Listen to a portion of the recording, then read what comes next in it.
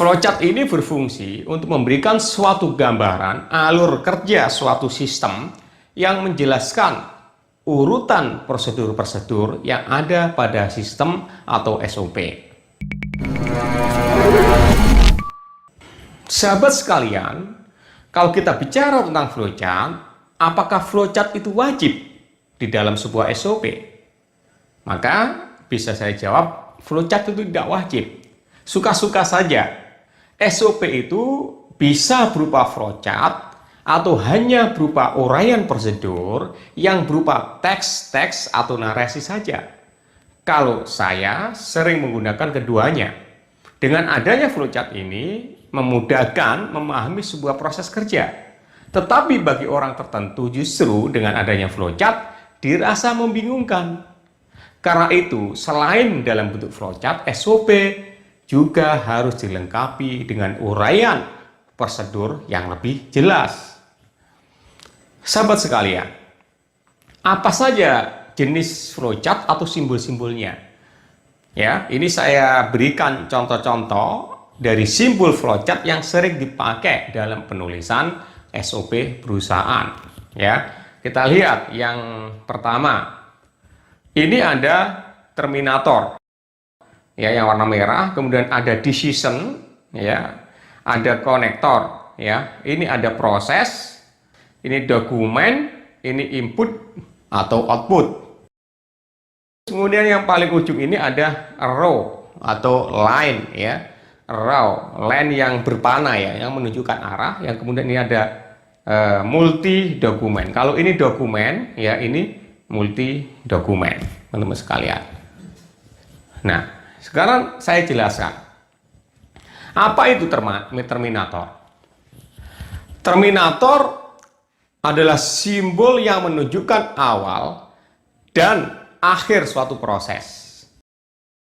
Kemudian kalau proses, ya, proses itu yang sering kita pakai, yaitu simbol yang menunjukkan kegiatan sedang dilakukan atau sebuah proses dalam sebuah aktivitas. Proses ini yang sering kita pakai untuk menguraikan tahapan-tahapan atau prosedur-prosedur dalam sebuah aktivitas. Kemudian row itu adalah garis panah, adalah simbol yang menunjukkan arah aliran suatu proses. Kita kasih contoh, ya. Ini contohnya. Terminator yang warna merah ini, ya, ini adalah simbol terminator. Kita kasih contoh, ini start. Berarti proses dimulai dari start. Kemudian ada arrow, ya, arah ke bawah. Setelah dimulai, apa yang dilakukan pertama kali? Di sini ada suatu proses. Prosesnya adalah karyawan mengajukan cuti, yang warna biru, ya, sahabat sekalian. Jadi karyawan mengajukan cuti. Setelah mengajukan cuti, row-nya apa? Arah kemudian N. Berakhir. Jadi ini contoh sederhana aja supaya rekan-rekan sekalian memahami, ya, fungsi daripada simbol-simbol flowchart. Dari start karyawan mengajukan cuti, kemudian N. Ini hanya contoh aja, ya, supaya gampang memahami. Kita lanjutkan. Nah, kemudian di sini ada decision. Decision adalah simbol yang menunjukkan untuk melanjutkan proses selanjutnya tergantung dari kondisi yang ada. Kalau dokumen simbol yang menunjukkan dokumen yang perlu diisi atau dilampirkan, teman-teman sekalian. Kemudian di bawahnya ini ada multi dokumen. Multi dokumen adalah simbol yang menunjukkan dokumen dalam bentuk fisik lebih dari satu. Jadi dokumennya harus lebih dari satu. Nah, saya kasih contoh. Ya, di sebelah sini. Nah, ini ada garis proses yang warna biru. Yaitu HRD meminta persetujuan kepada manajer HRD. Nah, ketika meminta persetujuan cuti kepada manajer HRD ini, dokumen apa yang dilampirkan? Yaitu single dokumen, yaitu form cuti. Ketika seorang karyawan mengajukan cuti kepada HRD, maka HRD kan memberikan form cuti. Setelah form cuti diisi oleh karyawan yang bersangkutan, maka HRD meminta persetujuan cuti kepada manajer HRD. Nah, di sini kemudian ada simbol decision. Disetujui? Pertanyaannya, iya apa tidak? Ya, karena setiap persetujuan pasti ada dua kemungkinan yang akan terjadi. Ya, ditolak apa disetujui. Nah, kalau ditolak, maka kembali ke HRD. Kalau disetujui atau yes, maka HRD menyampaikan kepada karyawan bahwa cuti disetujui. Nah, ketika sampai di sini ada multi dokumen, berarti dokumennya lebih dari satu, yaitu form cuti dan surat persetujuan cuti. Itu rekan-rekan. Ini adalah contoh untuk memudahkan supaya rekan-rekan sekalian memahami simbol-simbol dalam menulis SOP. Nah, yang berikutnya adalah kita lihat ada konektor, ya. Konektor adalah simbol yang menunjukkan penghubung di cat dan halaman yang berbeda. Kalau input atau output ada simbol yang menunjukkan proses input, ya, atau output sebuah data. Nah, contohnya seperti ini. Nah, pertama, menginput data cuti, ya, yang warna kuning. Kemudian yang ketiga, masuk proses, ya, simbol proses, membuat rekap data cuti. Kemudian row-nya yaitu berlanjut ke nomor 4, ya. Jadi ini adalah konektor, ya, simbol konektor yaitu menunjukkan penghubung, ya. Ketika ganti halaman, kalau kita nulis di sebuah kertas atau sebuah Excel atau MS Word itu kan ada halamannya, ya. Jadi kalau nggak cukup satu halaman itu, maka dibuat simbol konektor.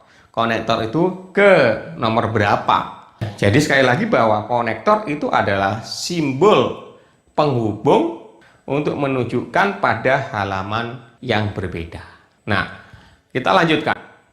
Contoh flowchart pengajuan cuti. Nah, ini sudah saya berikan contoh flowchart pengajuan cuti. Ya, ini lumayan lengkap walaupun ini hanya sebuah contoh, ya kan? Nah, ini dalam bentuk apa? Dalam bentuk horizontal, ya, saya bacakan. Di sini ada pelaksana, teman-teman sekalian. Ada KYB, ya, KYB itu apa? Karyawan yang bersangkutan, kemudian ada HRD, Human Resources Development, kemudian ada manajer HRD. Ini adalah pelaksana. Saya jelaskan pelan-pelan. SOP pengajuan cuti ini dimulai daripada start, ya, yaitu karyawan yang bersangkutan KYB mengajukan cuti kepada siapa? Kepada HRD. Ini lihat panahnya, ya, panahnya ke bawah, row-nya kepada HRD. Kemudian HRD memberikan form cuti. Ya, maka di sini ada lampirannya, dokumen berupa form cuti, yaitu single dokumen, ya. Form ini diberikan kepada siapa? Kepada yang mengajukan, yaitu karyawan bersangkutan. Kemudian karyawan bersangkutan mengisi form cuti. Ya. Setelah mengisi form cuti, ya, dikembalikan lagi ke HRD untuk dilakukan persetujuan kepada siapa? Kepada manajer HRD. Nah, disinilah ada simbol apa? Decision yang warna kuning, teman-teman. Ya. Nah, kemudian kalau tidak disetujui, maka HRD memberitahukan bahwa cuti tidak disetujui kepada siapa? Kepada karyawan yang bersangkutan. Kalau yes, ya, kalau disetujui, maka HRD memberitahukan bahwa cuti disetujui kepada siapa? Kepada karyawan bersangkutan bahwa cuti disetujui. Ya, lampirannya adalah dokumen form cuti. Nah, setelah itu HRD, ya, biar jelas. Setelah itu HRD menginput form cuti ini, ya, untuk mengetahui jumlah cutinya. Nah, kemudian HRD melanjutkan proses yaitu menginput form cuti. Ya, setelah form cuti diinput, N itu berarti sudah berakhir. Jadi proses berakhir, teman-teman. Jadi inilah flowchart dari SOP pengajuan cuti. Mulai dari start, ya, karyawan mengajukan cuti, sampai kemudian proses persetujuan oleh manajer HRD, ya, sampai kemudian keputusan disetujui apa tidak, kemudian berakhir kepada apa? Penginputan data daripada form cuti, kemudian berakhir. Itu rekan-rekan sekalian, ini adalah bentuk horizontal dari contoh flowchart. Ya, saya berikan lagi supaya lebih paham, yaitu dalam bentuk vertikal. Saya mulai dari ini. Nah, ini vertikal, jadi pelaksananya ya di atas, kayak yang bersangkutan, ya, HRD, manajer HRD, ya, gitu. Nah, seperti tadi dimulai dari start, ya, kemudian karyawan mengajukan cuti kepada siapa? Kepada HRD. Kemudian HRD memberikan form cuti, maka dokumennya adalah form cuti. Diberikan kepada siapa? Kepada yang mengajukan, yaitu KYP. Kemudian KYP mengisi form cuti dengan lengkap, ya, kemudian membalikan lagi kepada HRD.